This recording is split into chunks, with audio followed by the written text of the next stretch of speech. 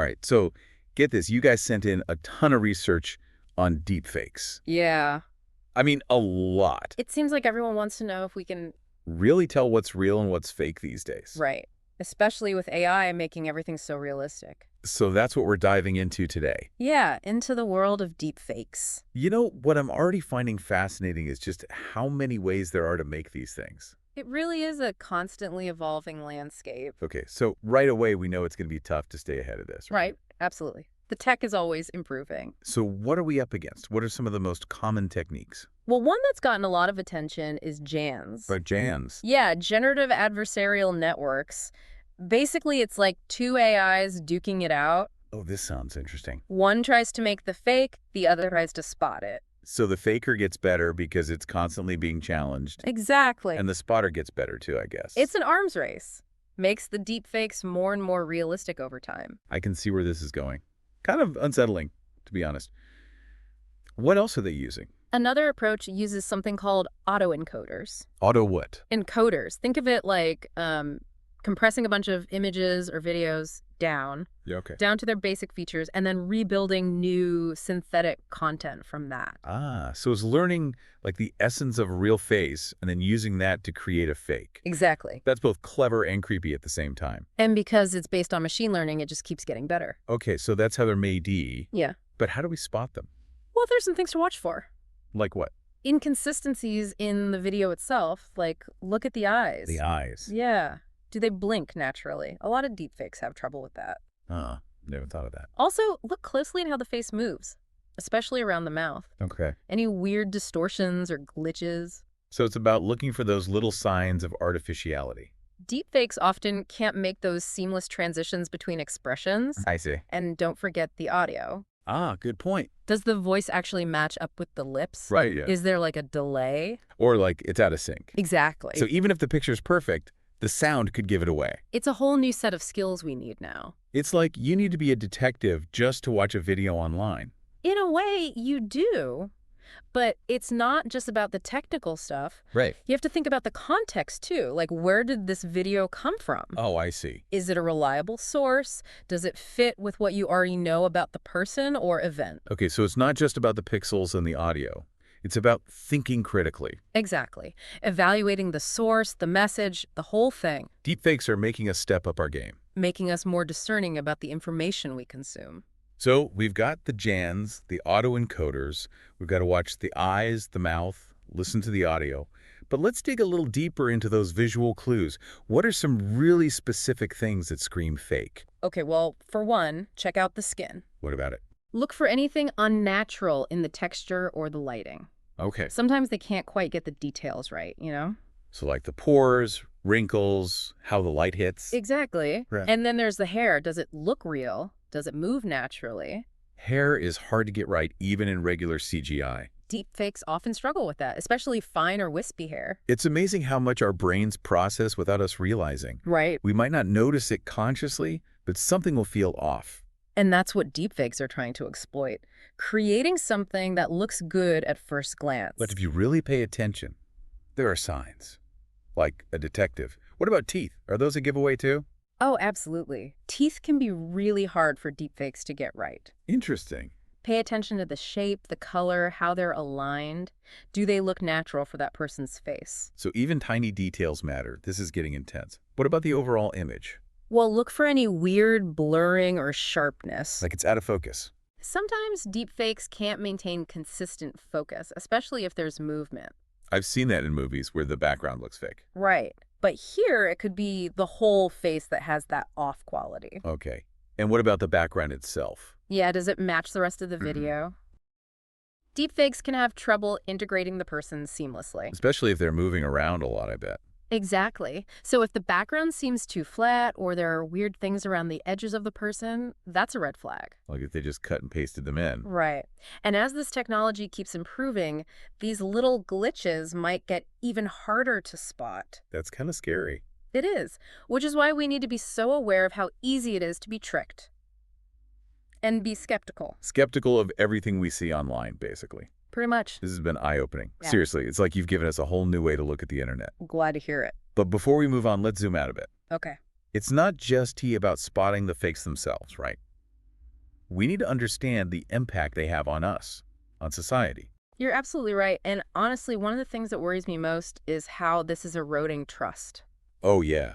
Trust in information, in institutions. If we can't tell what's real, how can we trust anything? It makes it hard to make good It's decisions. hard to even have a real conversation about important things. It really messes with our understanding of what's true. And that's a problem we need to solve together. So we've got the technical side, but now we're talking about ethics, trust, how we interact with each other. This is where it gets really interesting. It is. And I think it's important to remember that deep fakes are just one part of a much bigger trend. Towards manipulating information. Exactly. And we all need to be aware of that as we're online. Okay, so lots to unpack here. But before we go too deep down that rabbit hole, let's take a quick break, Sounds good. and then we'll be back to explore how all of this is playing out in politics, media, even our personal lives. Looking forward to it. Stick with us. We'll be right back. It's going to get really interesting. So, we were talking about trust, how deepfakes make it hard to know what to believe. Yeah, and you mentioned politics. I mean, we've already seen deep fakes being used to try to influence elections. It's a huge problem, and honestly, there's no easy answer. So what do we do? I think the first step is making sure people understand the threat. Educating them about how deep fakes work and how they can be used to spread lies. Exactly. People need to be able to spot them, but also to understand the bigger context. Right, like who's behind the video, what their agenda might be. We need to encourage a healthy dose of skepticism. Always question what you see online, especially during an election. Absolutely. And that's where media literacy comes in, being able to evaluate sources, spot bias, all of that. So it's not just about deep fakes, it's about navigating this whole crazy information landscape. Exactly. And those skills need to be taught early on. We should be integrating media literacy into schools. Totally agree. The sooner the better. But education is only part of the solution. We also need to use technology to fight back. Oh, so if AI can make deep fakes, can it also detect them? Absolutely. Researchers are developing some pretty sophisticated algorithms to analyze videos and images. So it's an AI arms race, basically. Yeah. Good AI versus bad AI. You could say that. The hope is that the detection methods will get ahead. Let's hope so. Yeah. So what are these algorithms looking for? Well, some of them are trained to spot subtle inconsistencies in facial expressions, eye movements, how the lips move when someone's talking. So they're picking up on the tiny things that we might miss. Exactly. They can also look at things like lighting, shadows, reflections to see if anything's off. It's like a digital forensics team for videos. Kind of. And these algorithms are getting more and more powerful all the time. That's good to hear. But I guess there are ethical concerns too, right?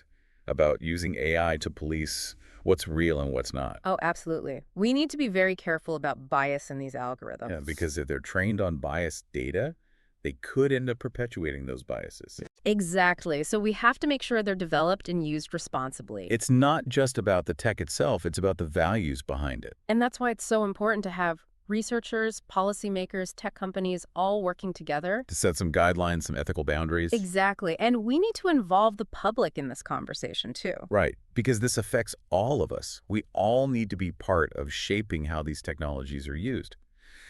Okay, so we've talked about politics. What about the media? This must be a nightmare for journalists. It is. Deepfakes have the potential to completely undermine the credibility of news. Because if people don't know what to believe, they lose trust in the media. And that's a huge problem in a world where misinformation is already spreading so quickly. So deepfakes are like a weapon for fake news. In a way, yes. They make it even harder to figure out what's true.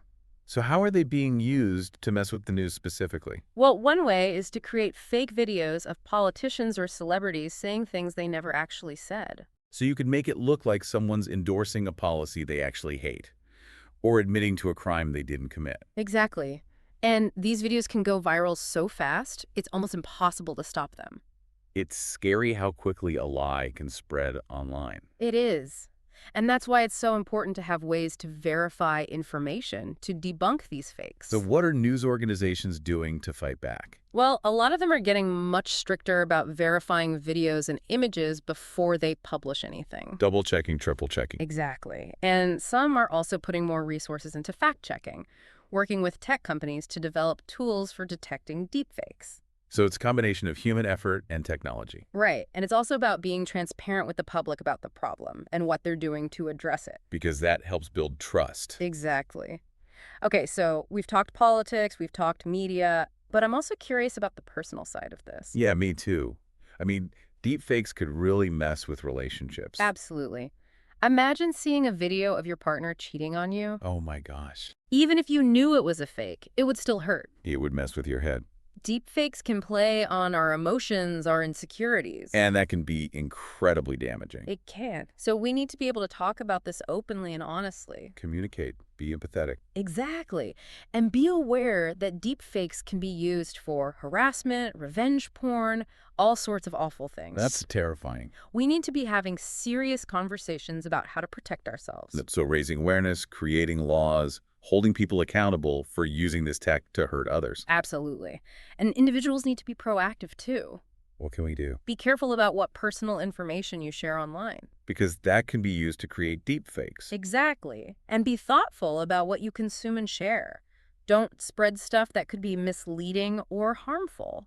And talk to the people you care about. Let's be open about this. Help each other stay safe. That's the best defense we have right now, being informed and looking out for each other. This whole conversation has been really eye-opening. I mean, deepfakes aren't just some tech thing. They're a social problem, an ethical challenge. They really are. And we all need to be paying attention. So we've seen how dangerous deepfakes can be, but how do we actually fight back? That's the million-dollar question. We talked about education, being skeptical, using technology to spot the fakes, but I think it goes beyond that. We need to work together on this. What do you mean? We need rules, guidelines, regulations for how these deepfakes can be made and used. So like laws. Maybe.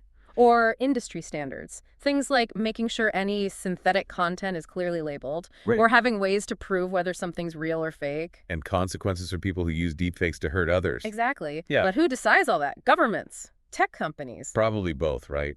It's a big mess to sort out. It is. Governments need to set some boundaries. But tech companies are the ones who can actually build the tools, the safeguards. And we, as citizens, need to speak up. Demand that these technologies are used responsibly. It can't just be a top-down thing. Everyone needs to be involved. Exactly. But, it's not all doom and gloom. We've focused a lot on the negative, but deepfakes could be used for good, too. Wait, really? I hadn't even thought about that. Think about education. Imagine history lessons where you could interact with a deepfake of Abraham Lincoln or Marie Curie. That would be incredible. Or in movies, special effects could be even more amazing. We could bring back actors who have passed away for new roles. So it really is a double-edged sword. Incredible potential, but also a lot of danger. And it's up to us to figure out how to manage that, how to use this tech for good. Not just ban it outright, because it clearly has some amazing possibilities. Exactly. We need to be cautious, but also open to those possibilities. And above all, we need to think critically. You've said that a few times. Why is critical thinking so important in all of this? Because as deepfakes get better, it's going to get harder and harder to tell what's real. We can't just believe everything we see. We need to be questioning, analyzing, checking our sources. So deepfakes are kind of forcing us to become better thinkers overall. In a way, yes. They're challenging us to be more aware, more informed, more engaged with the information we're consuming. It's definitely a challenge, but maybe it's a challenge we need. Well, I think this has been a really valuable conversation. Hopefully everyone listening now has a better understanding of deepfakes, both the good and the bad. Absolutely. And a huge thank you to our expert for sharing their insights. We've covered a lot, but this is just the start. As this technology keeps changing, we need to stay informed, stay engaged, keep asking tough questions. I agree. And to all of you listening, thanks for joining us on this deep dive. We hope you've learned something new. Keep exploring this topic. Keep those conversations going. Until next time, stay curious, stay skeptical, and stay informed.